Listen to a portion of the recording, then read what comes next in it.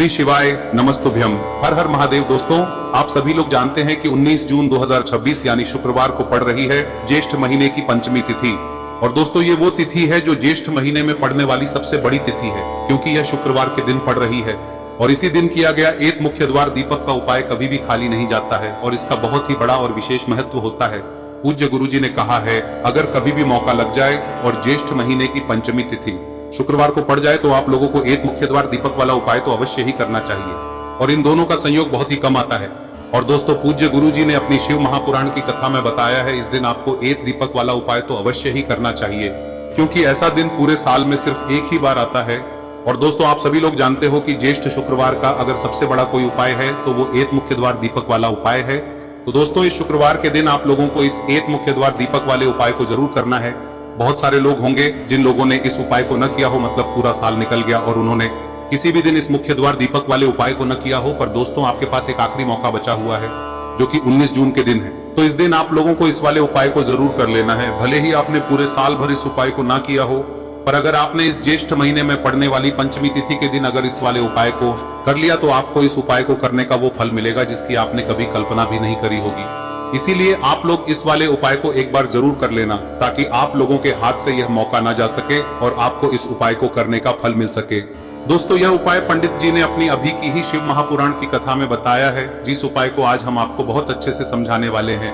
इस वीडियो को देखने के बाद इस उपाय को समझने के लिए आपको कोई और वीडियो को देखने की जरूरत नहीं पड़ेगी। तो चलिए दोस्तों, उपाय को शुरू करते हैं। देखिए, यह इस ज्येष्ठ महीने के शुक्रवार के दिन यह इतना खास होता है, इतना महत्वपूर्ण होता है।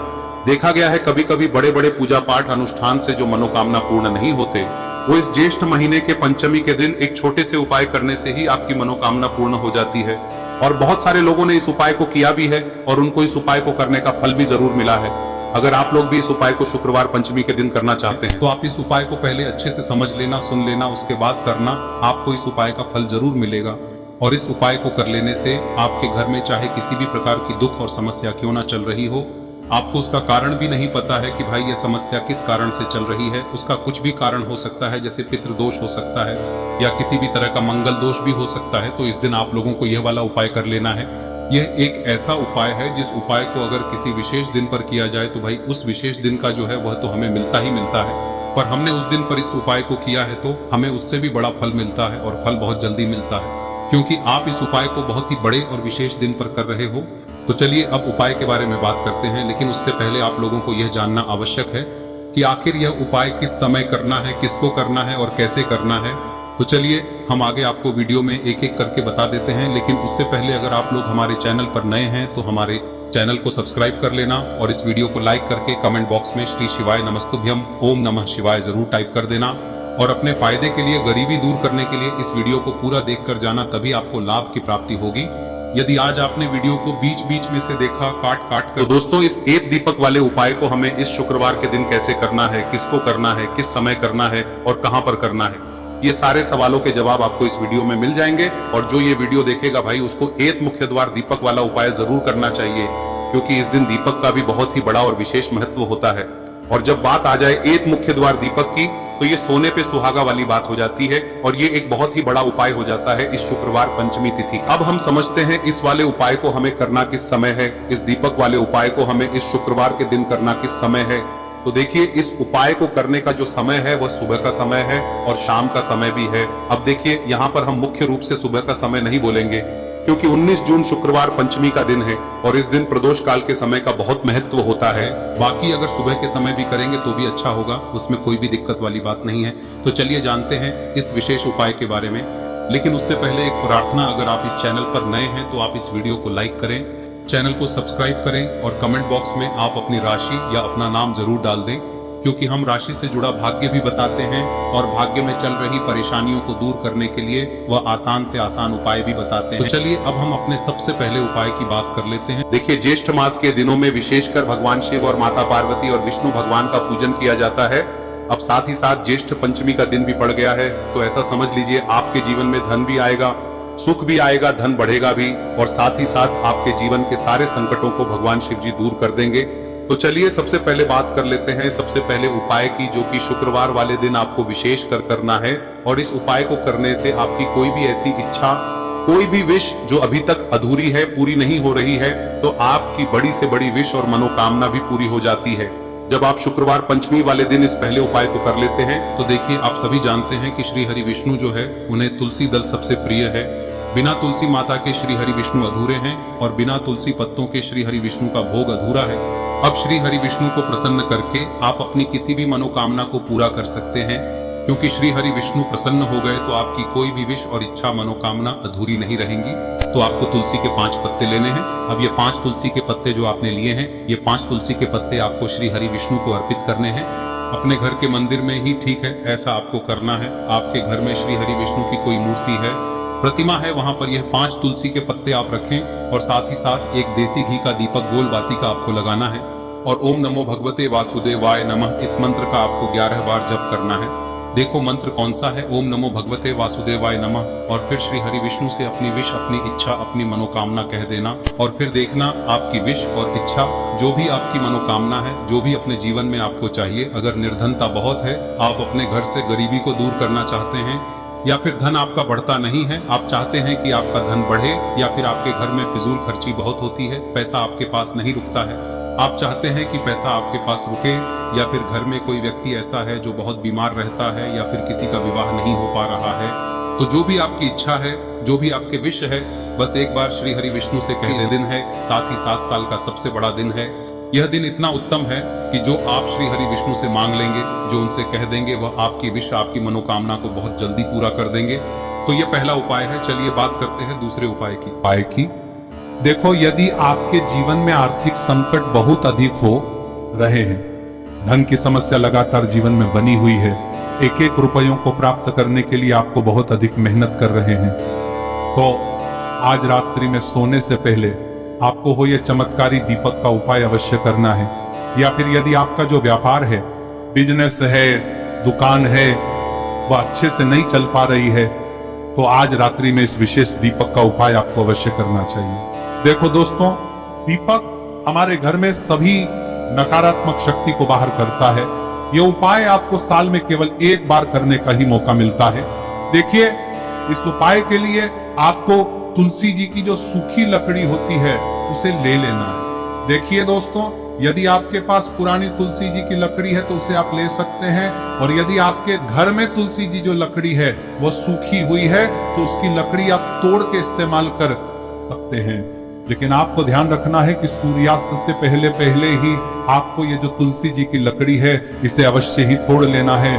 तो इस उपाय के लिए आपको सबसे पहले तो एक मिट्टी का दीपक लेना होगा, चाहे तो आटे का दीपक भी ले सके, क्योंकि आटे का दीपक सभी दीपक में सर्वोत्तम माना गया है। इस दीपक के अंदर आपको शुद्ध घी का प्रयोग करना होगा, और इससे दीपक के अंदर आपने जो तुलसी जी की लकड़ी ली है उसे भी रख देना है।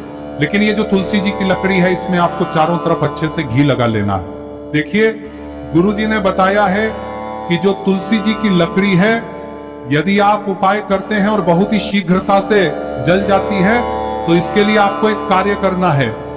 आपको थोड़ी सी रुई ले लेनी है और उस रुई को आपने जो तुलसी जी की लकड़ी ली है उस पर अच्छे से चारों तरफ लपेट देनी है। तुलसी जी की लकड़ी के ऊपर रुई लपेटने के बाद इसे आपको पूरा घी के अंदर डुबो लेना है। अब इसे आपको बाती के रूप में प्रयोग करना है। अब दोस्तों, इस दीपक को आपको प्रज्वलित कहाँ करना है? तो इस दीपक को आपको या तो भगवान विष्णु के सामने प्रज्वलित करना होगा, या फिर आपको भगवान श्री राम के सामने प्रज्वलित करना होगा, या फिर भगवान कृष्ण के सामने, यानी कि भगवान विष्णु के जो भी अवतार हैं उनके सामने आप ये दीपक प्रज्वलित कर सकते हैं। या फिर आप इस दीपक को माता तुलसी जी के सामने भी प्रज्वलित कर सकते हैं।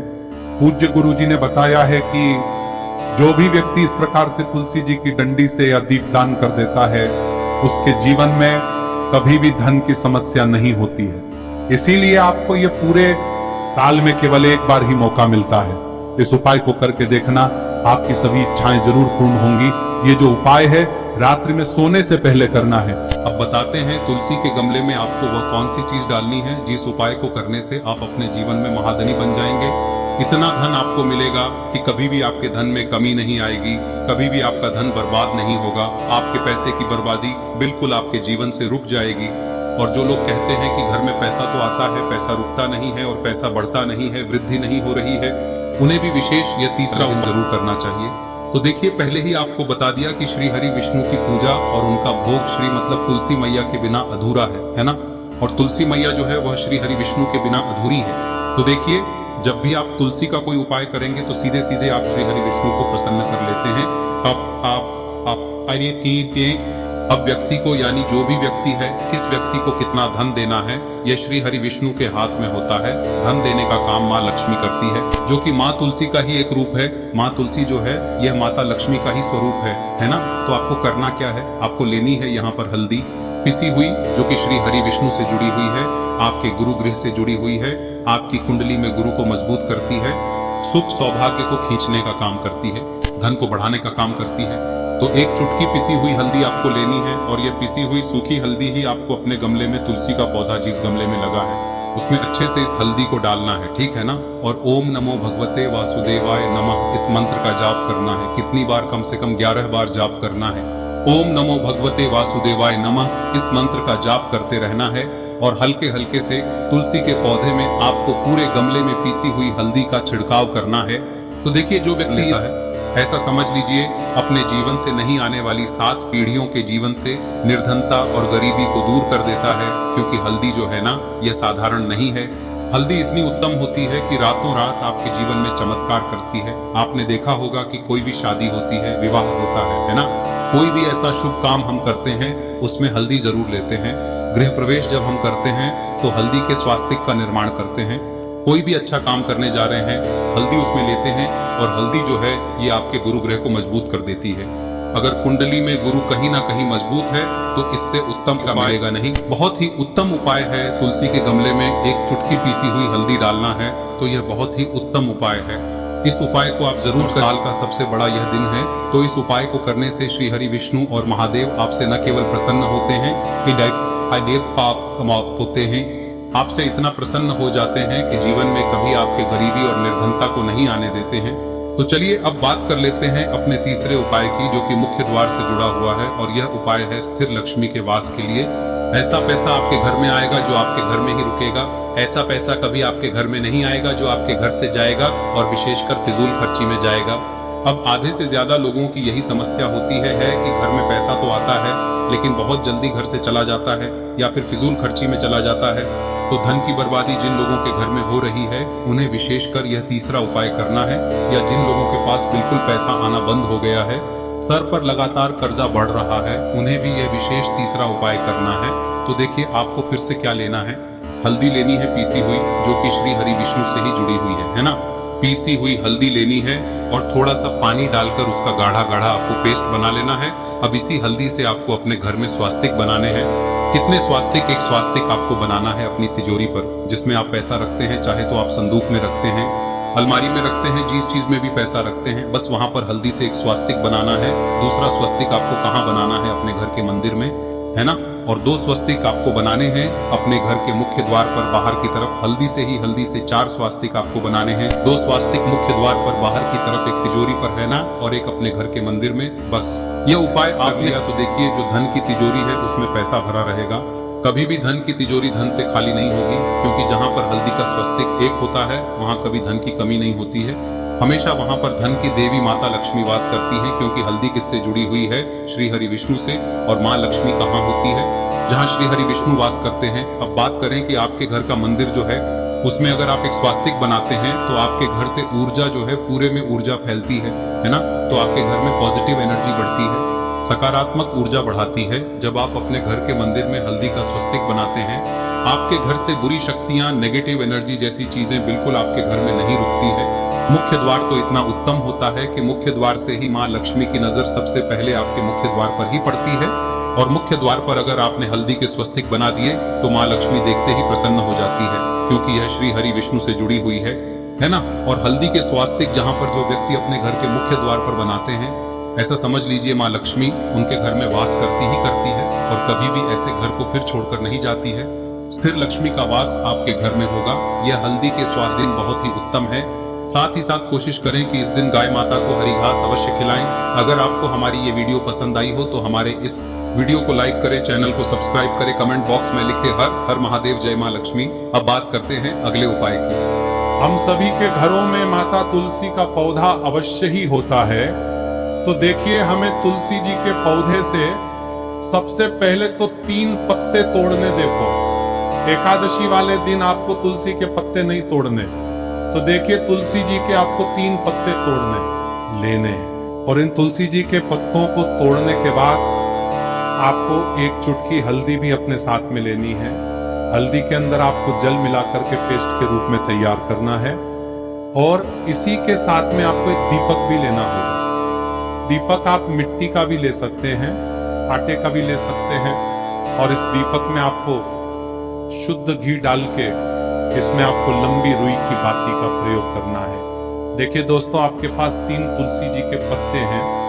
तो पहला जो तुलसी जी का पत्ता है उस पर आपको सबसे पहले तो जो आपने हल्दी ली है उसकी एक बिंदी लगानी है। और पहला जो तुलसी जी का पत्ता है आपके घर में, भगवान विष्णु का चाहे कोई सा भी स्वरूप हो, चाहे लड्डू गोपाल जी का स्वरूप हो, या फिर भगवान कृष्ण की आपके मंदिर में प्रतिमा हो, या फिर भगवान श्री राम की प्रतिमाएं, उनके सामने आपको पहला तुलसी जी का पत्ता अर्पित करना है। अब देखिए दोस्तों, आपके पास जो 2 तुलसी जी के पत्ते हैं और आपके पास जो एक दीपक है, इन्हें आपको लेकर के पहुंचना है। अपने ही घर में तुलसी जी के पौधे के पास में देखिए, सबसे पहले तो आपके पास जो 2 तुलसी जी के पत्ते हैं उन पर भी आपको हल्दी की एक एक बिंदी लगानी है। और उन दोनों ही तुलसी जी के पत्तों को आपको अपने घर में तुलसी जी के पौधे के वहां पर ही अर्पित कर देना है। और इस प्रकार से यह दोनों पत्ते भी तुलसी जी के पौधे के पास में अर्पित करने के बाद अंत में जो आपके पास एक लंबी बाती का दीपक है, इसे आपको तुलसी जी के पौधे के पास में ही प्रज्वलित कर देना है। जो भी व्यक्ति अपने ही घर पर इस प्रकार से तुलसी जी के 3 पत्तों का ये उपाय कर लेता है तो उसका परिवार हमेशा खुश रहता है।